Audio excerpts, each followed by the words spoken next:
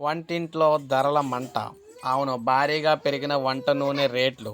12 రోజుల్లోనే లీటర్కు రూ. 17 నుంచి ఏకంగా రూ. 42 పెరుగుదల. ఈ నేపథ్యంలో మీరు చూసుకున్నట్లయితే పాత నెలలో కూడా కొత్త రేట్లే బాదుతున్నారు.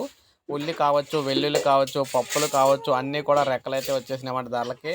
పండుగ వేళల్లో వినియోగదారులపై భారం అయితే పెరిగిపోయింది.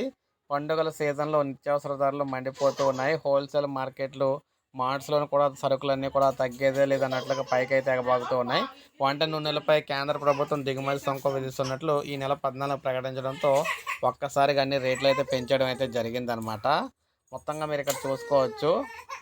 ఏకంగా పామాయిల్ మనం చూసుకున్నట్లయితే 110 ఉండేది ఏకంగా రూ. 152 అయితే అవుతుంది అయ్యింది. సోయాబీన్ అయితే రూ. 152, సన్‌ఫ్లవర్ ఏమో 150, వేరుశనగ 163, నువ్వుల నూనె ఏమో 140, రైస్ ఇక్కడ చూసుకున్నట్లయితే రైస్ రిచ్ ఆయిల్ అనమాట. ఇది రైస్ బ్రాన్ ఆయిల్ సంబంధించి ఇది ఏమో మనకి 133, పత్తి ఏమో 128.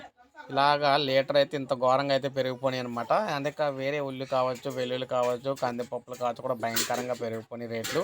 ఇలాగైతే మేము బతకలేమని చెప్పేసి ప్రజలైతే మొత్తుకుంటూ ఉన్నారన్నమాట. ఖచ్చితంగా ప్రభుత్వం, కేంద్ర ప్రభుత్వం కలగజేసుకొని రేట్లు అయితే తగ్గించకపోతే ప్రజలు తీవ్ర అసంతృప్తి అయితే ఖచ్చితంగా ప్రభుత్వం మీద అయితే ఉంటుందని చెప్పేసి చెప్తున్నారు. సో మరి మీ అభిప్రాయాన్ని కూడా కామెంట్ రూపంలో తెలియచేయండి. ప్రతి ఒక్కరు ఒక లైక్ చేయండి, అందరికీ తెలుస్తుంది. అదేవిధంగా సబ్స్క్రైబ్ చేసుకోవద్దు, మన ఛానల్ సబ్స్క్రైబ్